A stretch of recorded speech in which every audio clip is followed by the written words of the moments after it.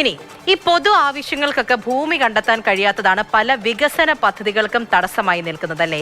ഇടുക്കി നെയ്യശ്ശേരിയിലേക്ക് ഒരു sub registrar office വരുന്നു എന്നറിഞ്ഞു. അവിടേക്ക് വരാനാണെങ്കിൽ ഒരു ഭൂമി വേണം, പ്രവർത്തനമൊക്കെ ആരംഭിക്കാനൊക്കെ വേണ്ടിയിട്ട്. പക്ഷേ ഈ ഭൂമി ഇല്ലാത്തത് ഒരു തടസ്സമാവുകയും ചെയ്തു. അങ്ങനെ ഒരു വെല്ലുവിളി അവർക്ക് മുന്നിൽ നിൽക്കുന്നുണ്ടായിരുന്നു.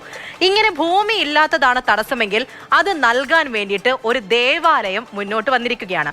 നെയ്യശ്ശേരി സെന്റ് സെബാസ്റ്റ്യൻ ദേവാലയമാണ് 10 സെന്റ് ഭൂമി വാഗ്ദാനം ചെയ്തിരിക്കുന്നത്.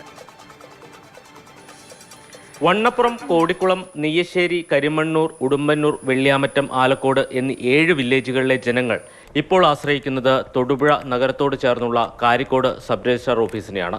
ഈ ഓഫീസ് അനുയോജ്യമായ മറ്റൊരു സ്ഥലത്തേക്ക് മാറ്റണമെന്ന ആവശ്യത്തിന് വർഷങ്ങളുടെ പഴക്കമുണ്ട്. അനുയോജ്യമായ സ്ഥലം ഇല്ല എന്നതായിരുന്നു ഇതിന് തടസ്സം. ആലക്കോട് പഞ്ചായത്തിലേക്ക് മാറ്റണമെന്ന് അവിടുത്തെ പ്രദേശവാസികളും നെയ്യശ്ശേരിക്ക് വേണമെന്ന് ആ പ്രദേശത്തെ ആളുകളും ആവശ്യപ്പെടുന്നു. നെയ്യശ്ശേരിയിലേക്ക് മാറ്റുന്നതിന് തടസ്സമായി പറഞ്ഞിരുന്നത് ഭൂമിയില്ല എന്നതായിരുന്നു. ഇവിടെയാണ് പ്രദേശത്തെ ആളുകളുടെ വികാരം ഉൾക്കൊണ്ട് സബ് രജിസ്ട്രാർ ഓഫീസിന് ഭൂമി വിട്ടു നൽകാൻ സെന്റ് സെബാസ്റ്റ്യൻ ദേവാലയം മുന്നോട്ട് വന്നിരിക്കുന്നത്.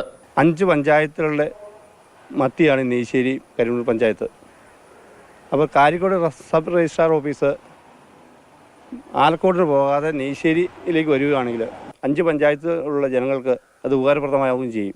പ്രധാന പാതയോട് ചേർന്ന് 10 സെന്റ് ഭൂമിയാണ് സബ് രജിസ്ട്രാർ ഓഫീസിനായി പള്ളി മാറ്റിവെച്ചിരിക്കുന്നത്.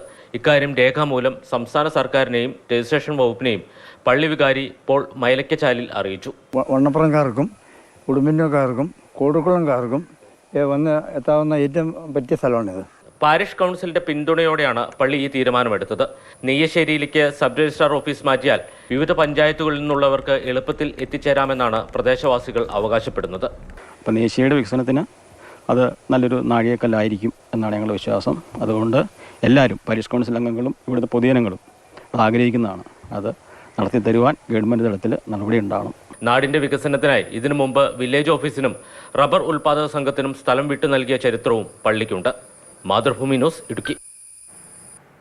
ജെയിൻ എസ് രാജ് തന്നെ നമ്മുടെ കൂടെയുണ്ട്. ജെയിൻ, നാടിന്റെ വികസനത്തിന് അവിടെയുള്ള നാട്ടുകാർക്ക് അങ്ങനെ ഓരോരുത്തർക്കും വേണ്ടിയിട്ട് അവർ വിശ്വസിക്കുന്ന ഒരു ദേവാലയം തന്നെ മുന്നിലേക്ക് ഇറങ്ങുന്നു എന്ന് പറയുന്നതിലും വലിയൊരു കാര്യം എന്താണല്ലേ. നല്ല മാതൃക തന്നെയാണ്. ഇത് ആദ്യമായിട്ടല്ല ഇങ്ങനെ ചെയ്യുന്നത്. നമ്മൾ നിരവധി വികസന പദ്ധതികൾ ആവശ്യത്തിന് ഭൂമി ഇല്ലാത്തത് കൊണ്ട് തടസ്സപ്പെടുന്നത് കണ്ടിട്ടുണ്ട്. ചിലയിടങ്ങളിലൊക്കെ നമുക്ക് റോഡ് തന്നെ ഒരു ഉദാഹരണമായിട്ട് എടുക്കാം. പല സ്ഥലത്തും വളരെ വീതി ഉണ്ടാകും, പക്ഷേ ചിലയിടത്ത് വരുമ്പോൾ ആ റോഡ് ഇടുങ്ങി കുപ്പിക്കഴുത്ത് പോലെയാകും. അതിന് കാരണം ഒരുപക്ഷെ ആ സ്ഥലം വിട്ടുകൊടുക്കേണ്ട ആൾ അതിന് തയ്യാറാകാതെ നിയമ നടപടിയും മറ്റുമായി പോകുന്നത് കൊണ്ട് അനന്തമായി ആ റോഡ് പണി മുടങ്ങി പോകുന്ന സംഭവങ്ങളൊക്കെ ഒരുപാട് നമ്മുടെ നാട്ടിൽ നടക്കുന്നുണ്ട്. അവിടെയാണ് നെയ്യശ്ശേരി സെന്റ് സെബാസ്റ്റ്യൻ പള്ളി വ്യത്യസ്തമാകുന്നത്, മാതൃകയാകുന്നത്. അവർ ആ നാടിന് ആവശ്യം ഒരു സബ് രജിസ്ട്രാർ ഓഫീസ് അവിടെ വേണം എന്ന് ആ നാട് ആഗ്രഹിക്കുന്നുണ്ട്. ആ നാടിൻ്റെ ആഗ്രഹത്തിനൊപ്പം ആ വിശ്വാസികളും പള്ളിയുമായി ബന്ധപ്പെട്ട വിശ്വാസികളും ഒരുമിച്ച് നിന്നു എന്നുള്ളതാണ് ഇവിടെ പ്രത്യേകത.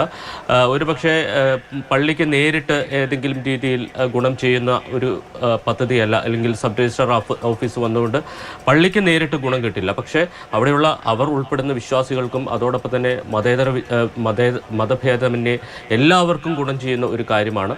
അതിനു വേണ്ടിയിട്ടാണ് അവർ ഒരുമിച്ച് നിന്നത് എന്നുള്ളതാണ് ഇവിടെ ഏറ്റവും പ്രത്യേകതയുള്ളത്. ആലക്കോട് ഈ സബ് രജിസ്ട്രാർ ഓഫീസ് വേണമെന്ന് ആ പ്രദേശത്തുള്ള ആളുകൾ ആവശ്യപ്പെടുന്നുണ്ട്. അതേപോലെ തന്നെ നെയ്യശ്ശേരിയിലും ആവശ്യപ്പെടുന്നു. നെയ്യശ്ശേരി അവകാശപ്പെടുന്നത് അവിടെയാണെങ്കിൽ മറ്റ് പഞ്ചായത്തുകൾ, വണ്ണപ്പുറം ഉൾപ്പെടെയുള്ള കുറച്ചു അതിർത്തിയിലുള്ള പഞ്ചായത്തുകൾ ഉൾപ്പെടെയുള്ള ആളുകൾക്ക് വളരെ പെട്ടെന്ന് എത്താൻ കഴിയും എന്നുള്ളതാണ് അവർ ചൂണ്ടിക്കാട്ടുന്നത്. എന്തായാലും ആ കാര്യത്തിൽ സംസ്ഥാന സർക്കാരോ രജിസ്ട്രേഷൻ വകുപ്പോ ആണ് തീരുമാനമെടുക്കേണ്ടത്. പക്ഷേ ഈ കാര്യത്തിൽ ഈ നെയ്യശ്ശേരി പള്ളിയുടെ കാര്യത്തിൽ അവർ മാതൃകാപരമായിട്ടുള്ള ഒരു കാര്യമാണ് മുന്നോട്ട് വച്ചിരിക്കുന്നത്. പല വികസന പദ്ധതികളും ആരാധനാലയങ്ങളുടെയും മറ്റും നിർമ്മാണങ്ങൾ ഉള്ളതുകൊണ്ട് മാത്രം തടസ്സപ്പെടുകയോ അല്ലെങ്കിൽ അവിടെ നിന്ന് വഴിമാറ്റി വിടേണ്ടി വരികയോ ചെയ്യുന്ന സംഭവം. ഈ ഒരു കാര്യം പറയുമ്പോൾ തന്നെ പള്ളിക്ക് മാത്രമായിട്ട് ഏതെങ്കിലും തരത്തിലൊരു ലാഭമുണ്ടോ ഇല്ലേ എന്നുള്ള ചിന്തയൊന്നുമല്ല അവിടെ ഉള്ളത്. കാരണം ആ നാടിന് വേണ്ടിയിട്ട് അവരാവശ്യപ്പെടുന്ന ഒരു കാര്യം, അവർ വിശ്വസിക്കുന്ന ഒരു ദേവാലയം തന്നെ മുന്നിലേക്ക് ഇറങ്ങി നടപ്പാക്കുന്നു എന്ന് പറയുന്നത് വലിയൊരു കാര്യം തന്നെയാണ്. തീർച്ചയായും കൈയടി നൽകുക തന്നെ വേണം. ശരി ജെയിൻ.